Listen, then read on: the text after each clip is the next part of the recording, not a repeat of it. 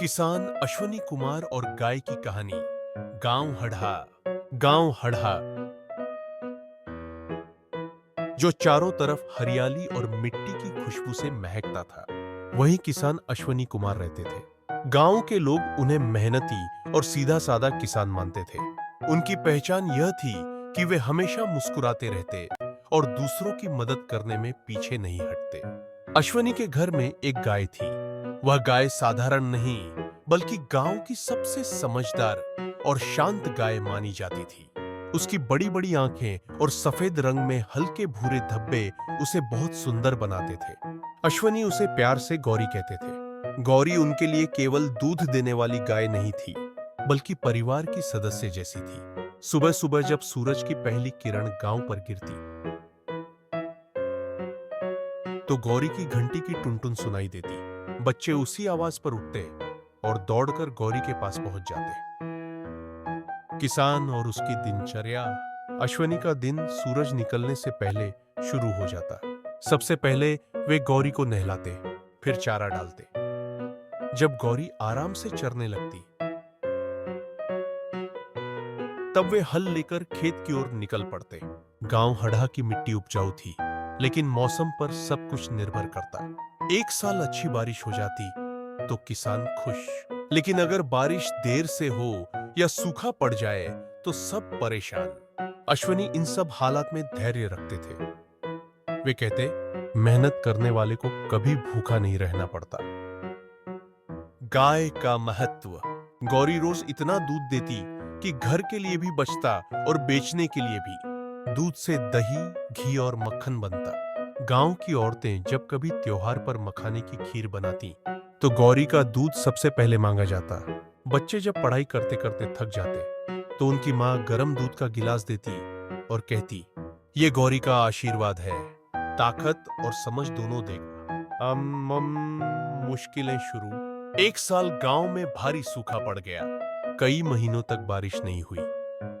खेत बंजर हो गए, तालाब सूख गए, घास पात भी कम हो गया।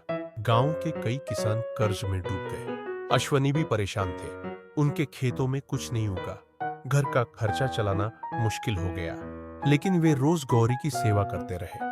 तभी गांव में एक व्यापारी आया।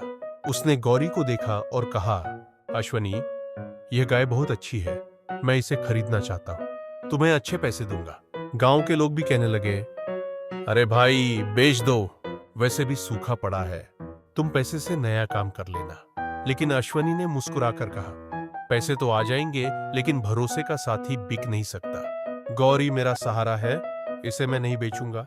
व्यापारी बार बार जोर डालता, लेकिन हर बार अश्वनी का जवाब साफ होता, गाय मेरा परिवार है, परिवार बिकता नहीं। और कठिन समय। दिन ब दिन हालात और कठिन होते गए। चारे की कमी हो गई। अश्वनी खुद भूखे रह जाते, लेकिन गौरी को चारा जरूर खिलाते। बच्चे कहते, बाबा आप कम खाते हो, लेकिन गाय को ज्यादा देते हो। अश्वनी मुस्कुराते और जवाब देते, बेटा, यह गाय ही है जो हमें जिंदा रखेगी। इसका दूध हमारे लिए जीवन है। धीरे धीरे दूध बेचकर, थोड़ा थोड़ा करके घर का खर्चा चलता रहा। भले ही खाने में केवल दाल रोटी रही, लेकिन भूखा कोई नहीं सोया। उम्मीद की किरण। कई महीने बीत गए। आखिरकार बारिश आई, खेतों में हरियाली लौट आई, तालाब पानी से भर गए। किसान फिर से हल लेकर खेतों में उतर गए। अश्वनी ने भी अपने खेत में काम शुरू किया। इस बार फसल खूब हुई। गेहूं, धान और दाल सब लहलहाने लगे। गांव वाले हैरान थे, अरे, अश्वनी ने तो गाय को बेचकर नुकसान नहीं उठाया। अब देखो, दूध भी है और अनाज भी। गांव की पंचायत में लोग उनकी तारीफ करने लगे।